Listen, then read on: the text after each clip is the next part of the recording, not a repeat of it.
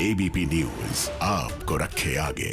आज सरकार और किसान प्रतिनिधियों के बीच एक और बैठक हो रही है, लेकिन जो किसान सिंघू बॉर्डर पर जुटे हुए हैं उनका क्या मानना है, क्योंकि जो किसान प्रतिनिधि गए हैं वो यहाँ पर से चर्चा करके गए हैं। क्या चर्चा हुई है, क्या सरकार के सामने जो सरकार कह रही है हमारी बात मानिए, हम आपकी बात सुनने को तैयार हैं, लेकिन एक मौका देना चाहिए। कई सारे जो है किसान यहाँ पर मौजूद हैं, इनसे बात करते हैं। ये वो लोग हैं जो दिन रात 24 घंटे ठंड हो या बारिश हो यहीं पर गुजार रहे हैं। आप लोग सरकार को एक मौका देने को तैयार हैं? नहीं, सरकार को बड़े मौके दिए। 6 महीने इन बिलों पे चर्चा हुई। 6 महीने के बाद सरकार को मालूम पड़ा भी कमियों के साथ बिल पास हो गए हैं। अगर कमियों के साथ पास हुए हैं, बोलते हैं पूरा भीतर से निकाल लिया, ढांचा खड़ा है, हम कहते हैं ढांचा भी गिरा दो, ढांचा भी डस्टबिन में डाल दो, बाद में जब जरूरत होगी। इन बिलों की जरूरत ही नहीं है। जिस चीज की जरूरत नहीं है वो हमारे को क्यों दे रहे हो? मोदी जी कह रहे गॉड गिफ्ट है, हम कह रहे हैं गिफ्ट चाहिए नहीं। मोदी जी गॉड गिफ्ट पास रखें। अगर गिफ्ट देना है तो डॉक्टर स्वामीनाथन की रिपोर्ट के अनुसार एमएसपी गारंटेड हो, मैक्सिमम रेट गारंटेड हो, देना है तो वो दें। हमारे को जिन ये बोल रहे हैं कि ये यह था पहले 1 किलो था, अब पाव पर कर दिया है, पाव ले ले, मरेंगे पाव से भी, मरना 1 केजी से भी। हम कह रहे हैं ये हमारे को नहीं चाहिए। हमारी जिंदगी के मतलब जो है वो सदियों की गुलामी हमारे गल पड़ेगी, हमारी मौत पे अत्याचार है। इसलिए हम कहते हैं ये हमारे वारंटों पर दस्तक ना करें। सरकार थोड़ा पीछे मुड़े, लोकतंत्र में मन की बात ना कहें, जन की बात सुने। जन की बात सुने। आपसे जानना चाहूंगा, राजनाथ सिंह जी ने भी आज एक इंटरव्यू दिया है, उसमें उन्होंने साफ तौर पर कहा कि जो किसानों की मांगे हैं जो उनको हम सुनने को तैयार हैं, लेकिन इस कानून को पर जब तक अपनाएंगे नहीं, देखेंगे नहीं, तब तक पता कैसे चलेगा कि वाकई में जो शंकाएं हैं वो सही भी है या गलत है। मेरा तो एक आग्रह राजनाथ सिंह जी से है, जिसने जहर बनाया था उसने चखा तो पता चला स्वाद कैसा है। तो ये कानून हमें जो सिखा रहे हैं, जो हम लोग इसको निगल लेंगे तो फिर पता चलेगा ना ये कैसा है। तो हमें पता है ये जहर है, तो हम क्यों निगलें?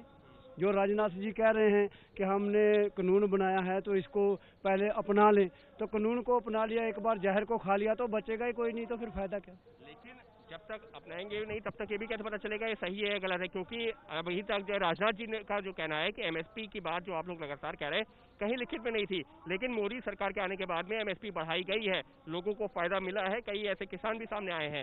तो यहाँ पर भी जो बातें कही गई हैं आप अपनाइए। अगर शंका होती है या फिर दिक्कत होती है उसमें बदलाव किया जाएगा, सुधार किया जाएगा। ये गुमराह कुन फैसला है। जो पंजाब और हरियाणा था उसमें, जो पंजाब और हरियाणा है उसमें पहले से एमएसपी थी, और जो मध्य प्रदेश है, उत्तर प्रदेश है, बिहार है, उसमें एमएसपी नहीं थी। उनके लिए ठीक है, वो जो बोल रहे हैं कि एमएसपी हम लागू कर रहे हैं, मगर अगर आदमी के गले में फांसी का फंदा गिर के उसके पांव के नीचे कितनी भी सपोर्ट लगा दो, जब तक वो फांसी का फंदा नहीं निकलेगा वो सेफ नहीं होगा। तो ये कानून जब तक रहेगा, चाहे एमएसपी ले आए चाहे कुछ भी ले आए, अगर स्वामीनाथन की रिपोर्ट भी लागू करेंगे, ये कानून खत्म होने के बाद ही वो भी काम करेगी, नहीं तो नहीं। आपसे जानना चाहूंगा, आप लोग कॉर्पोरेट इसको जो है बता रहे हैं कि कॉर्पोरेट को फायदा पहुंचाएगा ये कानून, लेकिन सरकार का ये कहना है कि वो तो एक विकल्प दिया, आप चाहिए तो कॉर्पोरेट को मत बेचिए, आप मंडी में जैसे बेचते वैसे बेचिए, तो फिर क्या दिक्कत है?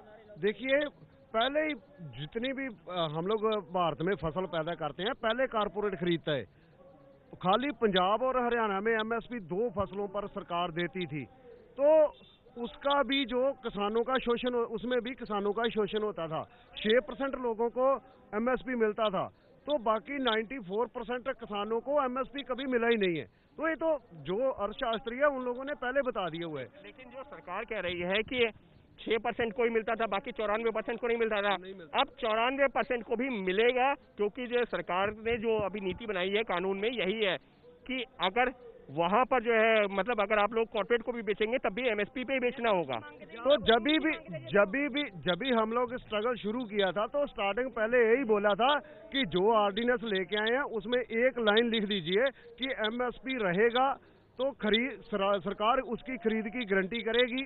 तो सरकार ने एक लाइन नहीं लिखा उसमें, क्योंकि अगर सरकार कानून में लिख दे तो फिर क्या होगा, जबकि सरकार को खरीदना पड़ेगा, तो कानून किसानों के हक में बन जाएगा। अगर सरकार को कानून जो है किसान के हक में नहीं बनाना है, कारपोरेट के हक में बनाना है, इसलिए लिफ्ट ही नहीं दे रहे। ये वो लोग हैं जो 24 घंटे सड़कों पर, इनका ये कहना है कि सरकार बात नहीं मानेगी तब तक हटेंगे नहीं। तो ऐसे में अगर इतने सर्द मौसम में 24 घंटे सड़कों पर गुजारने हैं तो खुद को ठंड से भी बचाना होगा। और फिलहाल वही तस्वीरें दिख रही हैं इस वक्त दिल्ली के सिंघू बॉर्डर पर, जहां पर सर्द मौसम है, लिहाजा खुद को ठंड से बचाते हुए अपना आंदोलन जारी रखना है। और इसी वजह से ये जो बड़ी संख्या में जगह जगह लकड़ियों के गट्ठर नजर आ रहे हैं, उसका मकसद यही है कि अगर किसी को खाना बनाने के लिए चाहिए हो तो खाना बनाने के लिए, अन्यथा दिन रात जो मौसम सर्द हो रहा है लगातार, उससे बचने के लिए भी, अलाव जलाने के भी काम आ रही हैं ये लकड़ियां। तो कुछ इस तरीके की तस्वीरें दिख रही हैं इस वक्त दिल्ली के सिंघू बॉर्डर पर।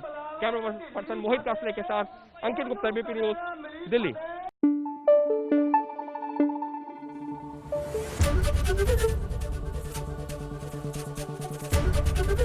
एबीपी न्यूज आपको रखे आगे।